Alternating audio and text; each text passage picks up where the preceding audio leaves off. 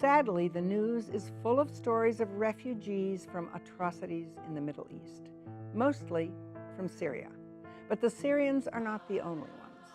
Margaret Petros was born an Assyrian Christian in Iraq, another group that has suffered tremendously, but we don't hear as much about.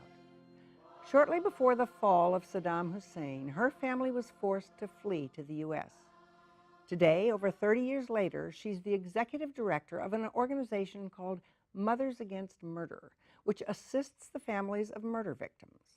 This work has evolved to include the protection of refugees from the Middle East seeking asylum in the Bay Area. To date, she has helped 18 refugee families and 74 individuals in the long, complicated, and arduous process of seeking asylum and becoming legitimate members of this country. And at the moment, there's no one else who is doing this work. How hard is it for Assyrian Christians in Iraq today? It is extremely hard. It's the hardest that it has ever been in our modern history. We know a genocide is going on. Since ISIS took over the second largest city in Iraq, Mosul, which was heavily populated with Christians that have been there for thousands of years, practicing their Christianity. ISIS immediately started raping, abducting, kidnapping Christians, selling women for cash on the black market. They very quickly identified which homes belonged to Christians and marked them with a letter N as an indication they are followers of Jesus the Nazareth, and gave them an ultimatum. You either convert to Islam, you pay a special tax of $470 a month if you want to stay Christian, or die by the sword. Just imagine having to live in fear of someone knocking on your door at any time and for no legitimate reason to take you away from your family. It's a psychological terror, and so many families suffered a lot worse. Many of the families that I've helped had relatives, friends, all of them know someone who was killed.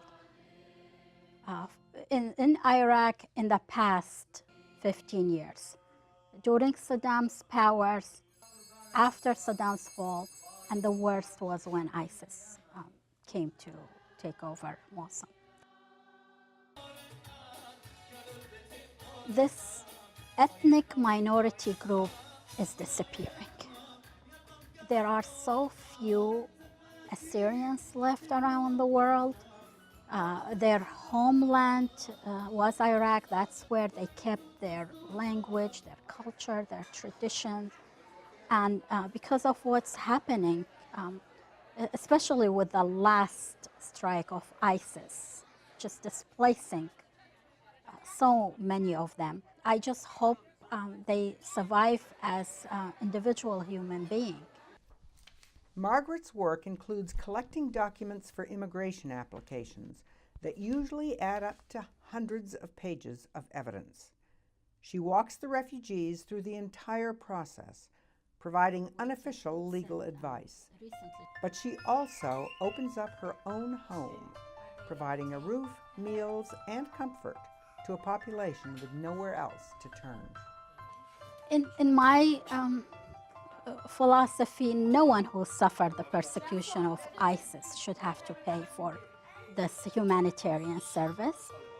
Many of them cannot afford to pay for it. They left with a cloth on their back. And some of them have sought consultation with attorneys, and the cost is huge. For a family of 4 that came to my attention, an attorney has asked for $14,000 and gave them absolutely no hope. It was very discouraging. To me, though, as a victim of crime advocate, when I find out about what's happening, uh, I think, how could this not be eligible, actually? And how, as a human being, how can I allow these 3 youth children to go back to a village where it's within 20 minutes of ISIS? They're abducting children. They're turning them into terrorists. So all that plays into my work.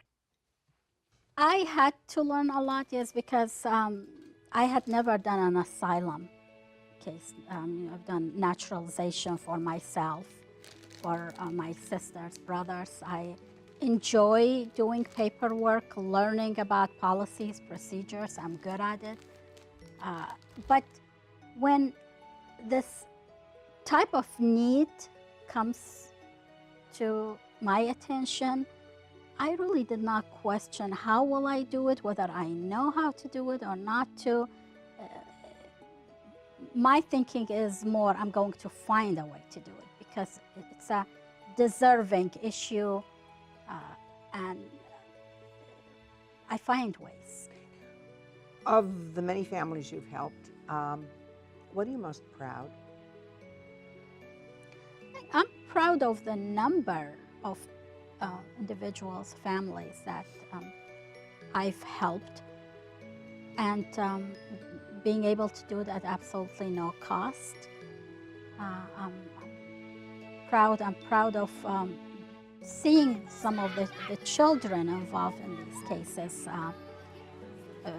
learn the language, excel in school.